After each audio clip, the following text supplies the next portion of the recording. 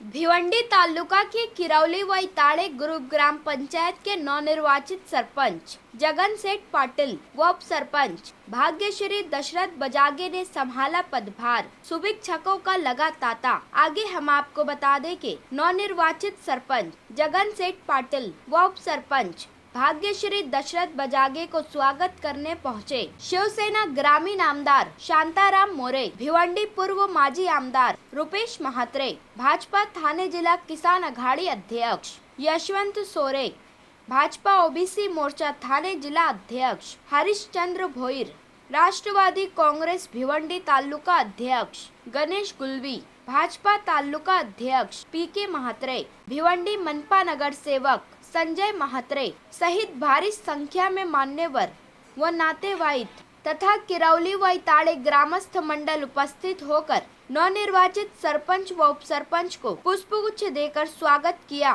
तो वहीं नवनिर्वाचित सरपंच जगन सेठ पाटिल व उप सरपंच भाग्यश्री दशरथ बजागे ने सभी लोगों का आभार माना और किरौली व इताड़े ग्रुप ग्राम पंचायत को विकसित करने का संकल्प लिया। तो वहीं इस कार्यक्रम का सूत्र संचालन भिवंडी तालुका की बुलंद आवाज मनोहर तरेसर कर रहे थे। आइए देखें इसकी एक रिपोर्ट।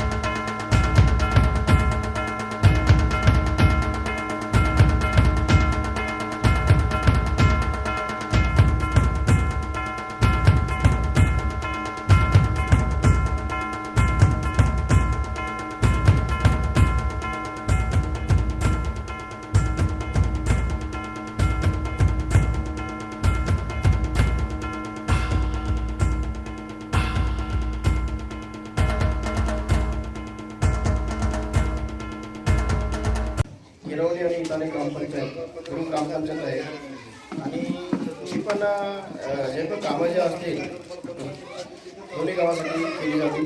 गावामध्ये काही रस्त्याची कामे, पाण्याची कामे, गटाराची कामे, काय कामे बाकी असतील पूर्ण करण्याचा प्रयत्न करून 100% करून दाखवू. मतदारांनी माझ्यावरती खूप मनापासून प्रेम केला आणि भरघोस मतांनी मला विजयी केला, त्याच्याबद्दल सर्व मतदारांचे मी आभार व्यक्त करतो. अशी आहे, जगन पाटीलने गावात किरवलीमध्ये पण कामं करावी आणि इटाळ्यामध्ये पण कामं करावी अशी माझी नम्र विनंती. सर्वांना विनंती आहे, थोडं असं काम जे आहे जे गावाला अपेक्षित असेल, वीज असेल, दिवाबत्तीची सोय असेल, त्यानंतर रस्ता असेल, पाणी, या सर्व गोष्टी जेव्हा आपण चांगल्या पद्धतीने करू, एक आदर्शवत ग्रामपंचायत या ठिकाणी निश्चितपणे निर्माण करण्याचं काम हे ते करतील आणि त्यांना ज्या ज्या ठिकाणी सहकार्याची आवश्यकता लागेल त्यांच्या पाठीशी खरोखरच मोठी सर्व माणसं आहेत आणि त्या सर्व मग जिल्हा परिषद सदस्य असतील, आमदार, खासदार सगळेच लोक त्यांच्या पाठीशी आहेत. त्यांच्या माध्यमातून देखील ज्या स्तरावर म्हणजे आपल्याला शासन स्तरावर काम असेल किंवा त्याही पुढचं काम असेल ते निश्चितपणे पार पडण्यासाठी सर्वांचं सहकार्य या ठिकाणी लाभेल, सर्वांची मदत लाभेल. आणि ज्या पद्धतीने आज ते सर्व तरुणांना घेऊन, खरं तर ते एक ग्रामपंचायतीचे जरी सरपंच असले तरी त्यांच्यामध्ये इतकी धमक आहे की ते सर्व आजूबाजूच्या परिसरातील ग्रामपंचायतीचे सरपंच असतील किंवा लोकप्रतिनिधी असतील त्यांना सर्वांना सोबत घेऊन चांगल्या प्रकारचं काम करून एक तालुक्याला आदर्श घडवून देतील अशा प्रकारचं काम त्यांच्या हातून होईल अशी मी त्यांना शुभेच्छा देतो. विश्वास केले आपणास चला